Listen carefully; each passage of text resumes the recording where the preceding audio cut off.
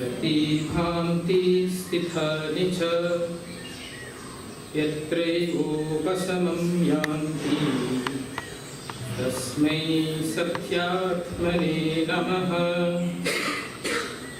I go to that great light of God, that great light of God which is present in everything, both animate and inanimate. All animate and inanimate objects exist as if they exist by themselves, but it is because of that great power of God, that great light, that everything exists. I go to the lineage of Kriya Yoga masters, my Guruji Paramahamsa Pragnanandaji, Gurudev Paramahamsa Harikaranandaji, all Gurus of all times, all teachers, and I also go to all of you here. Today I will talk a little bit about life and maybe few yogic definitions of mind, and then I will talk a little bit about the first sloka of Bhagavad Gita, the spiritual and the metaphorical interpretation of the first sloka based on in the light of Kriya Yoga. We come to the lineage of Kriya Yoga masters who practice Kriya Yoga. Great masters say human life is a beautiful gift of God. Since when this human life has been in existence, it is a big mystery. Neither science nor speculation, scientific studies nor speculation do not come to conclusion about when this life has started on earth. But our Vedic rishis have told that this life has been in existence since millions of years. Keeping aside since when the life has been in existence, we have seen that human problems have remained the same. Whether then or now, everybody is beset with problems. Vedic rishis still say that if the problem has remained the same, the solution also is the same. But how to know the solution in our own lives? In our own lives we have seen, we face through so many situations, so many circumstances in life. Most of the times, if we analyze ourselves, we know what is good, what is bad. But still, knowing what is good, but still we end up sometimes doing something wrong, and the pattern repeats. If you look at life of Gautam Buddha, Prince Siddhartha, he left everything. He was so much disenchanted with life. He left everything, he meditated, and he got a solution that he thought, this is the solution for life to be lived peacefully and happily. But it was not that was not told before. Little before Gautam Buddha, there was another prince who went through the same situation. He left the kingdom, and he even left the piece of cloth that he was wearing.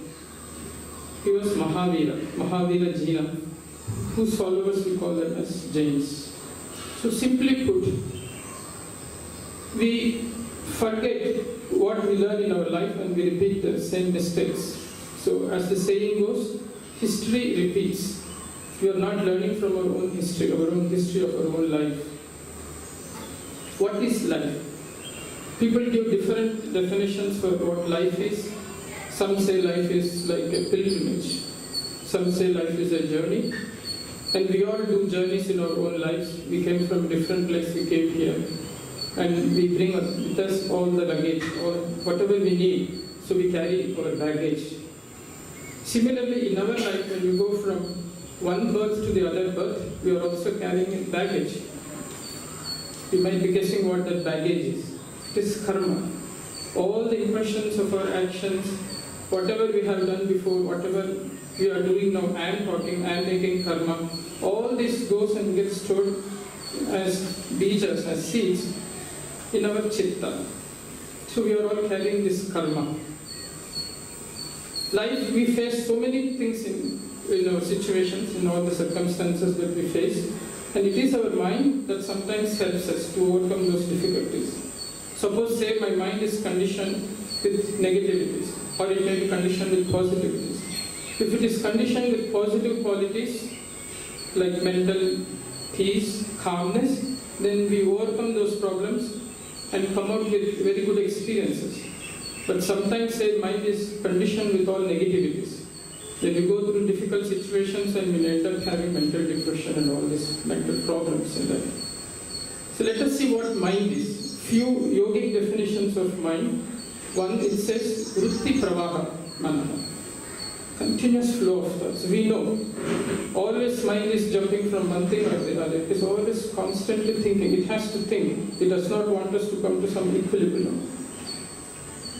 The other definition that yogis say is mind is full of desires. Vasana pravritti manaha. So many desires. Sankalpa vikalpatmaka manaha. There are so many likes and also dislikes. And the other thing is doubting. Mind always doubts. Samshayatmaka manaha. Even though things will be clear, but still at the back of the mind it seems maybe it may not happen, who knows. So these all are the qualities of the mind that we all have. And mind has four components. Mind by itself, antahkarana chatushtaya. Mind by itself, and along with mind we have this ego. Mano, buddhi, chitta and ahankara. Chitta is memory, all things that we do, it gets stored there. And then ahankara, we have ego consciousness. And then ego. Mano, buddhi, chitta and ahankara. And then we have buddhi, we have intellect. Intellect works. But it depends on the samskaras that we have, how much we follow the intellect. Let us shift gears a little bit and then let us talk about Bhagavad Gita. If you look at Mahabharata, Mahabharata is full of spiritual symbolism. There are many characters in Mahabharata. Each character, like Dhritarashtra, Sanjaya, Krishna, Arjuna, if we closely look at each word, instead of the physical meaning, we still can get a spiritual import of each word. Esoteric meaning or the mystical meaning of each word.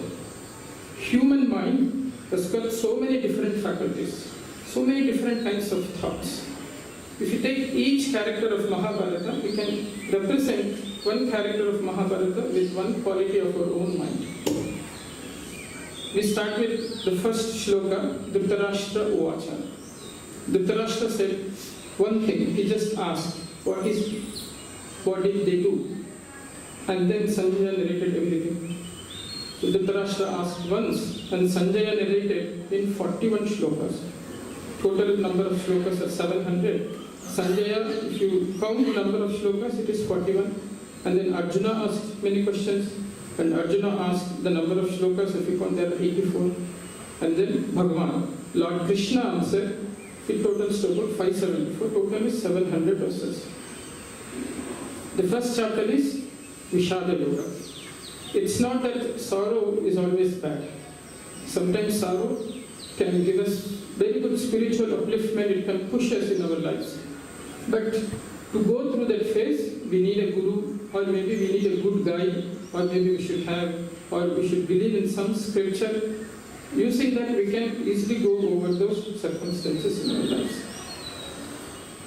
In our Hindu Sanatana Dharma, there are 3 scriptures that have come out of sorrow.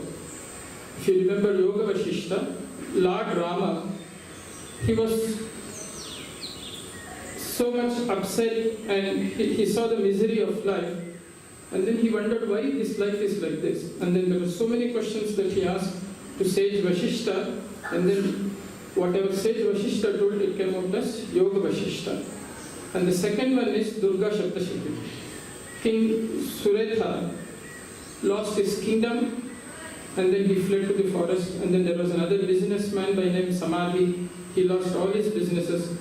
They both took refuge at the feet of sage Medha, and then sage Medha gave them the beautiful discourse on Durga Shaptashati. So these two came out, and we know the other one is Bhagavad Gita. Arjuna in the midst of the battlefield, saying his own kith and kin, seeing his relatives, he told, I am not going to fight. And then Krishna imparted the wisdom. It is Bhagavad Gita. So let us see the first verse. Dhritarashtra Uvacha Dharma Kshetre Kurukshetre Samaveta Yuyutsavaha Mamaka Pandavaschaiva Kima Kurvata Sanchaya. two things that we can see here. One is, Dhritarashtra is asking, Kima Kurvata Sanjaya. He did not say what are they doing. He said what did they do. So it is in past tense. Why it is said in past tense? Masters say that it is not that it was a live telecast for Sanjaya. It is not that he was seeing whatever was going on. It is said that Sanjaya was narrating everything from the 10th day, after the downfall of Bhishma. For 10 days, Dhritarashtra was not knowing. So he was full of anxiety. He was worried, what is happening to my children? And then S-VYASA appeared there, and then he told him that I will give you the divine vision. If you want, you can see. But he said, no, I don't want to take that vision. And then it was imparted to Sanjaya, and then Sanjaya started narrating. So that's why Dhritarashtra is asking, what did they do there? The other thing is, if you look at two words, Mamakaha and Pandava. Pandavas lost their father, so Dhritarashtra is like their father. But still, he made the distinction. He said, what are my children, Mamakaha, my children, and what are Pandu children, what are they doing? Gathered on the holy field of Kurukshetra, Dharmakshetra, eager to fight. What did they do? What are they doing? Let us take the spiritual insight of each word and how we can see it applies to our own human body and our own human mind. We'll start with Dhritarashtra. Dhritarashtra, the meaning of Dhritarashtra is one who holds the kingdom. Rashtra means body, bodily kingdom. Dhritam, Rashtra Ena, one who holds the bodily kingdom. If you look at our own lives, what is that which is holding our human body? We say it is mind, but actually it is this inner soul. But for this purpose, we will say it is our mind that is holding us together. Dhritarashtra is blind. Our mind also is blind. If it is conditioned with so many things, we are always blind. We just want to do this. Whatever it is, people say, no, maybe this is not right. No, I want to do like this. So mind is blind. So Dhritarashtra is blind mind. Dhritarashtra married Gandhari. Again, the spiritual meaning of the word Gandhari is the power of desires. Our mind has so many desires. So Dhritarashtra married Gandhari, meaning our mind is given in marriage to the power of desires, and it gave birth to 100 children, 100 Kauravas. Where do we get 100 now from our own mind? We have Karmendriya and Gnanendriya, 5 Karmendriya, 5 Gnanendriya, it sums up to 10. It is said, Master Yogis have told, each instrument, Gnanendriya, Karmendriya, gives 10 inclinations. So 5 plus 5, 10, and then you multiply 10 times 10, it is 100. So those are the 100 mental tendencies that we have in our own mind, those are our Kauravas. Who is the eldest son of Dhritarashtra? Is Duryodhana. What is Duryodhana? Duk and Yudh. If you split the word, Yudh means fight. Dur means very difficult. It is very difficult to fight with Duryodhana. If you apply it to our own mind, if we have a strong material desire, it is so difficult to overcome it. The Duryodhana quality, if you have strong material desire, it is Duryodhana. So, Dhritarashtra, the blind mind, marrying the power of desires, giving birth to Duryodhana, the material desire, and its so many other inclinations, other 99 children. If we count our own mental inclinations, I don't have the time to read out the 100 mental inclinations that we all go through. Pride, anger, jealousy, greed, so many. If we definitely come up to 100. The yogis, they have written all these mental characters. This is about Dhritarashtra. If you remember, it is our blind mind giving rise to so many different inclinations. You will see the other word, Sanjaya. Sam Jaya. Jaya means victory, Sam means complete.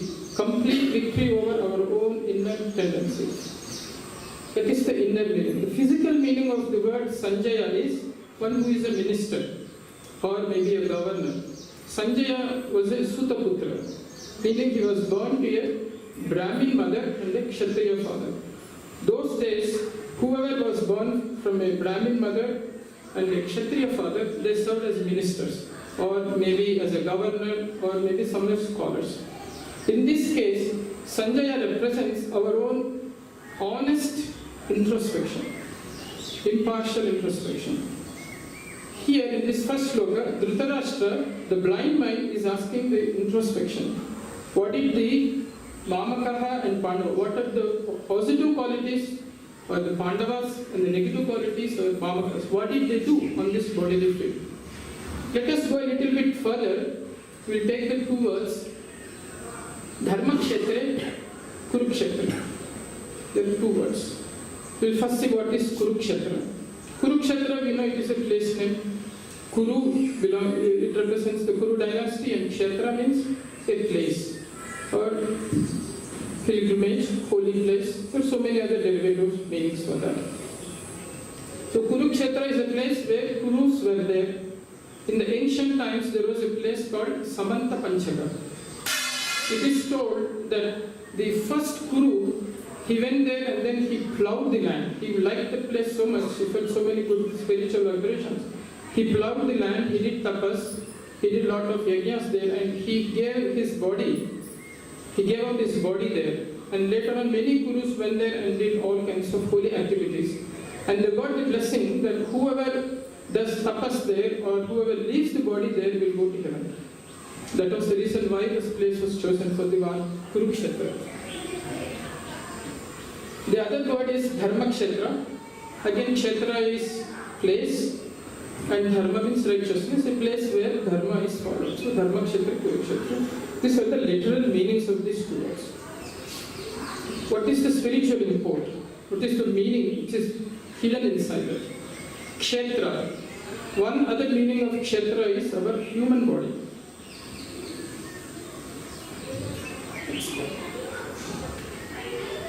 This is our human body. We can divide our human body into three parts. Above the eyebrows, from here, if you draw a circle, from here to here, this is one part. And below the eyebrows, the rest part of the body is the second part. Suppose we say this is the second part. And the third part is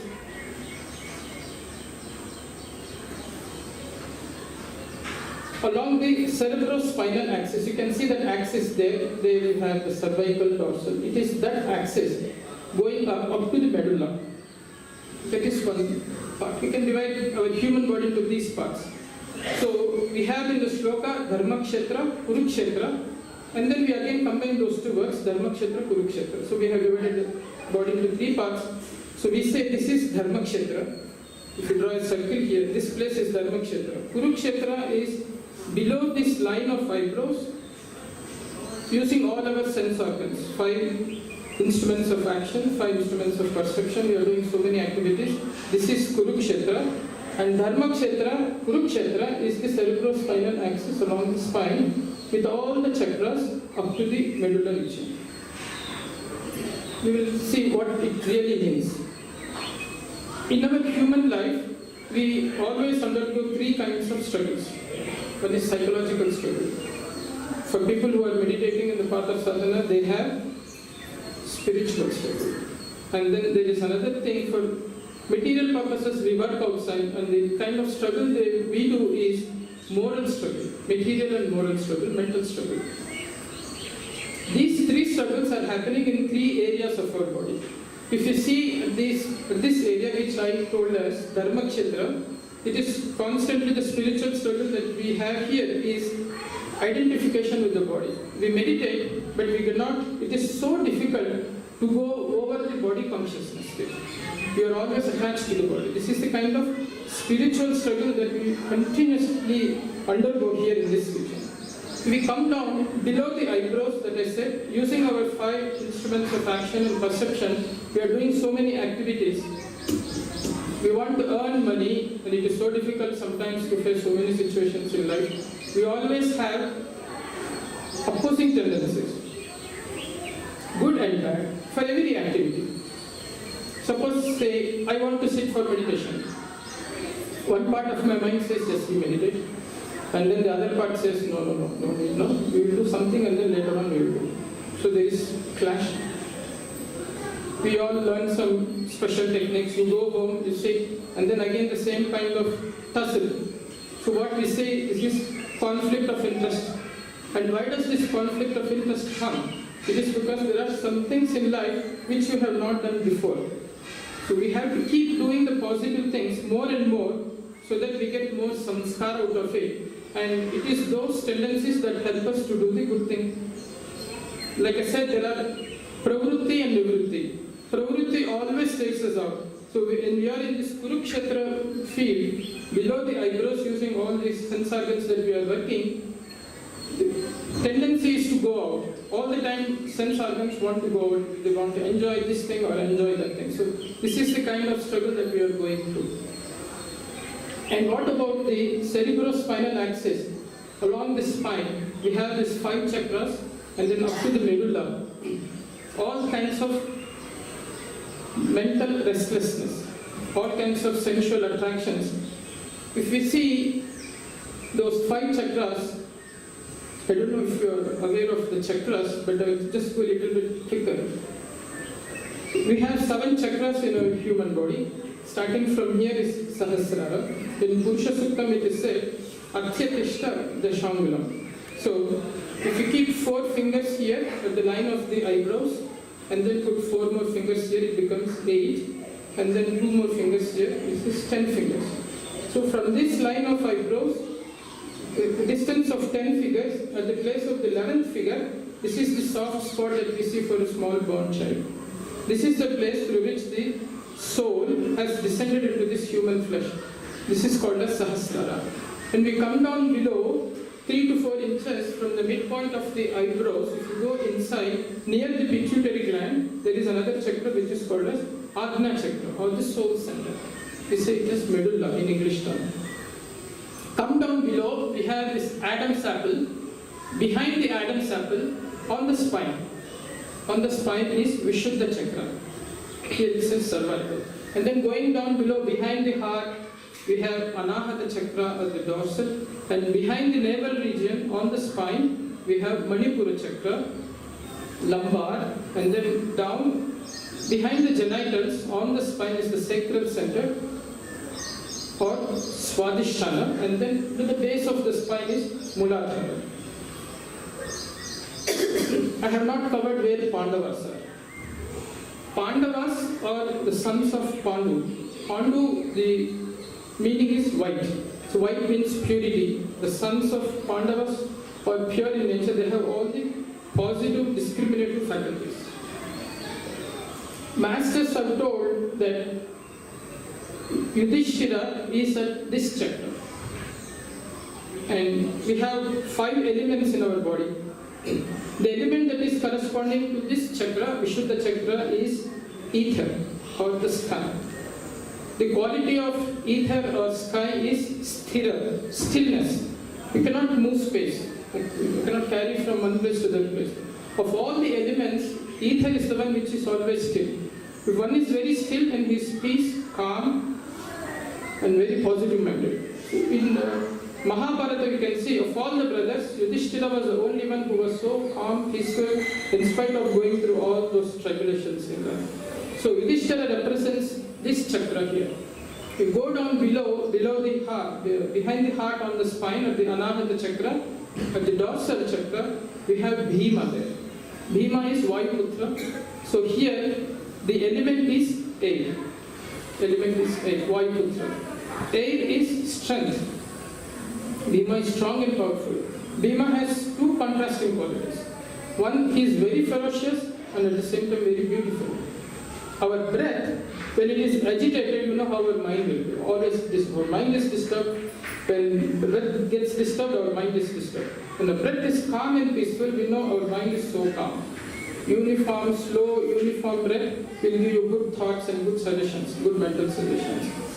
So Bhima is behind the heart at the Anahata chakra. In Kriya Yoga parlance, breath is God. Namaste Vayuhu Tvameva Pratchaksham Brahmasi. Breath is the direct manifestation of God. We will quickly go from there to the navel center. Behind the navel center on the spine is Manipura chakra. The element that we have here is fire. We know we have digestive fire, Vaishwanara Agni. The son of Pandava who is here is Arjuna. If we see the word Arjuna and if we remove Ukara, it becomes Arjuna. Arjuna means to earn knowledge. Knowledge is fire. Arjuna is the son of Lord Indra, and Indra also means moving fire. So that is how we put Arjuna there. And if we go down below, behind the genital on the spine is Swadhisthana chakra, and the element that we have here is water. The character here is Nakula.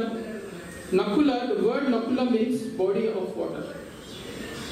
The element water here, it represents two organs. One is the tongue. It is water, the quality of water is taste. One is tongue and then the genital. In each chakra, either organ of action or organ of perception is coordinated. I missed telling, here at the Vishuddha chakra, it correlates with our perception of sound, our ears and then the throat. And then you come here, Anahata chakra, it is air. How do you feel air? You have to do like this. So it is with the hands and it is on the skin that we feel the air. So two organs that are governed by this chakra are the hands and then the skin. If you go down below, here is the fire element, and we have, unless we have energy, fire is energy. It represents, it is correlated with our eyes, this sense organ, and also with our feet. And as I said before, the Swadhisthana chakra, it correlates with our tongue and then with this genital. If going further down is the Mooladhara chakra. The element there is earth, and the quality of earth is smell. So smell is nose, it correlates with the nose, this sense organ, and also anus. And who is at Mooladhara chakra? It is Sahadeva. The meaning of Sahadeva is Sahadeva. Saha means to be with and Deva is God.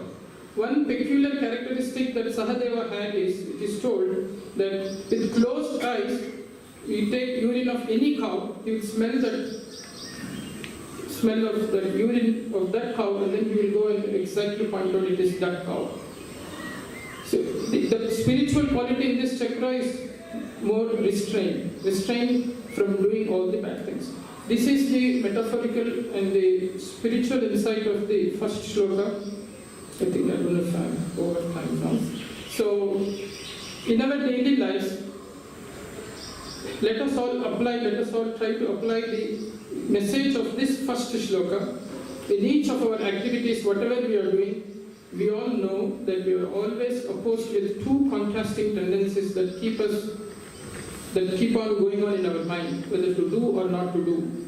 In this body field, which we said Kurukshetra, below the eyebrows, using all our sense organs and organs of perception. Kuru, which to do or not to do, always the doubt is there, to do or not to do. So as much as possible with calm, introspective mind, with the help of Sanjaya, with our introspection, let us always go onto the positive side and live a happy, peaceful life. Thank you very much. I thank everybody for giving this opportunity. Thank you.